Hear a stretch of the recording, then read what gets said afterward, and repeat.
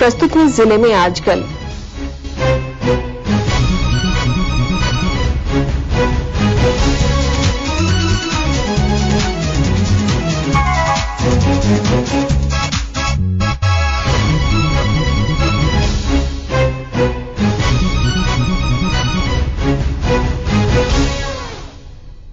इस अंक में आप सुनेंगे पूर्वी सिंहभूम जिले की ताजा गतिविधियों पर हमारे संवाददाता की रिपोर्ट। रिपोर्ट के साथ हमारे जमशेदपुर संवाददाता। केंद्र सरकार द्वारा जीएसटी की दरों में किए गए कटौती के फैसले की झारखंड के पूर्व मुख्यमंत्री रघुबर दास ने सराहना की है। उन्होंने जमशेदपुर में आकाशवाणी से बात करते हुए कहा कि देश की अर्थव्यवस्था को आत्मनिर्भर बनाने की दिशा में प्रधानमंत्री के दूरदर्शी सोच के तहत जीएसटी परिषद की बैठक में जीएसटी को लचीला बनाकर देश की आम जनता और मध्यम वर्ग को बहुत बड़ा राहत देने का कार्य किया गया है। देश की अर्थव्यवस्था को आत्मनिर्भर बनाने की दिशा में आदरणीय प्रधानमंत्री मोदी जी के दूरदर्शी सोच के तहत हमारे केंद्रीय वित्त मंत्री आदरणीय श्रीमती सीतारमन्ना जी जीएसटी परिषद की बैठक में जीएसटी को लचीला बनाकर देश की आम जनता और मध्यम वर्ग को बहुत राहत देने का काम किया है।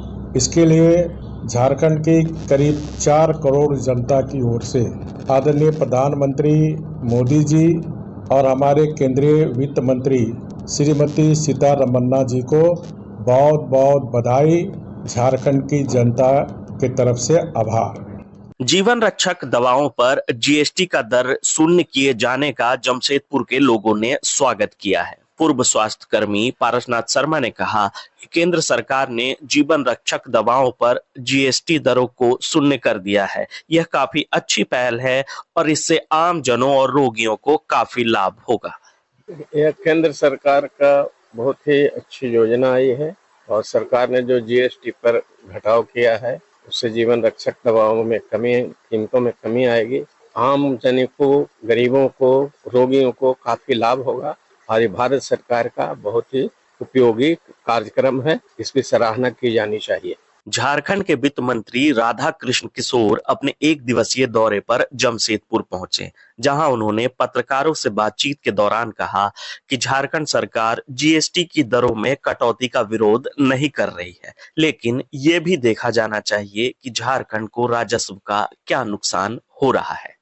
हमने कहा कि 2017 का जीएसटी ठीक था या 2025 का जीएसटी आप ठीक करने जा रहे हैं, तो कोई जवाब नहीं मिला। लेकिन देखिए, हम ये नहीं कर रहे कि गरीबों के हित के लिए जो जीएसटी के दरों में संशोधन किया गया है वो होना चाहिए, लेकिन ये भी देखा जाना चाहिए कि झारखंड को राजस्व का क्या नुकसान। हम वैसे स्कीमों की बात नहीं कर रहे हैं जो गरीबों से जुड़ी हुई स्कीम है, जिस पर जीएसटी के दर को घटा दिए जाने से गरीबों को लाभ पहुंचेगा, हम उसकी बात ही नहीं कर रहे हैं। 2000 करोड़ रुपए झारखंड को नुकसान होगा ऑटोमोबाइल सेक्टर में और सीमेंट सेक्टर।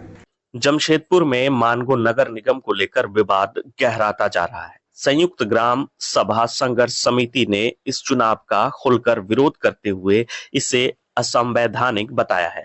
समिति का कहना है कि मानगो क्षेत्र 5वीं अनुसूची के अंतर्गत आता है। ऐसे में नगर निगम का गठन और चुनाव की प्रक्रिया गलत है। कुमार कुणाल, आकाशवाणी समाचार, जमशेदपुर। अभी आप सुन रहे थे पूर्वी सिंहभूम जिले की ताजा गतिविधियों पर हमारे संवाददाता की रिपोर्ट पर आधारित कार्यक्रम जिले में आजकल।